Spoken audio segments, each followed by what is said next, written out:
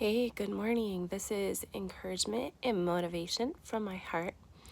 And today I want to talk to you a little bit about Joseph. So, I've been really curious lately as far as the individuals in the Bible and their stories and how we can relate their stories and their situations in life to ours. Because a lot of times you'll hear people say that the Bible is just is full of a bunch of stories that are from back in the day and there's no relation. So I began reading, and today Joseph's story comes to my mind.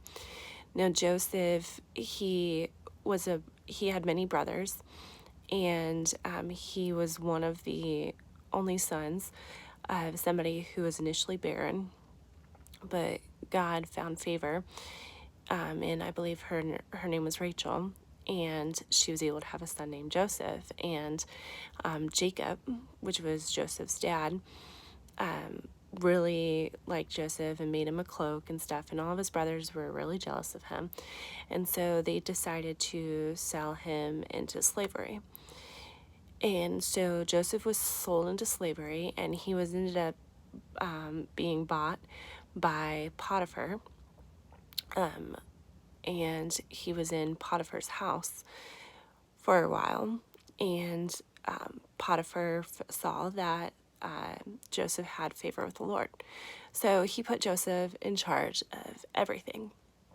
And the Bible says that Joseph was really handsome, and Potiphar's wife wanted Joseph to have relation with her, and Joseph refused because he said, my master's put me in charge of everything in the house and asked me to take care of it, and has given me permission to have everything with the exception of you because you are his wife. And Potiphar's wife did not like that answer. So many times she tried, and it even talks about the one last time that she tried having relations was when Joseph came into the house and none of the servants were there, and Potiphar's wife grabbed Joseph and yelled at him, and Joseph ran, but he didn't get away without Potiphar's wife having a part of his garment. And so then she told Potiphar that he did wrong, and Potiphar threw him in prison. Well, even in prison, the prison guards saw that that Joseph had favor with the Lord and put him in charge and authority over all the prison guards. So why am I telling you this story? What does this story have to do with us? Sometimes in our lives, when you've done everything right, it still seems like nothing can go right.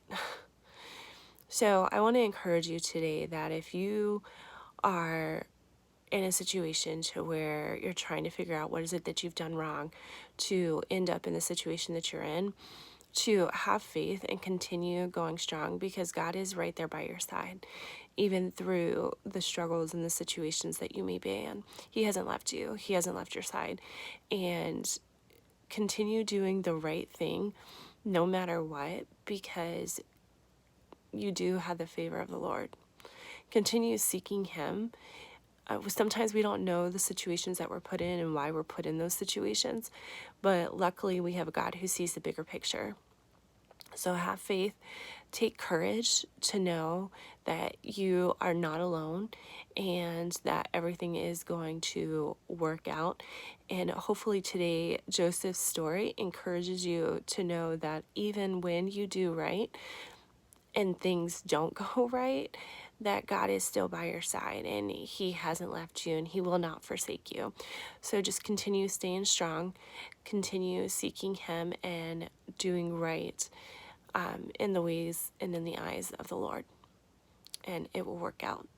Find somebody close to you to help encourage you, especially when we are weak, because we do have our weak moments, and we wonder why we're even running this race that we're running, especially when we're trying to do everything right and everything seems to go wrong. So again, today this is encouragement and motivation from my heart, and I hope Joseph's story brings you a little bit of encouragement today. Have a great day.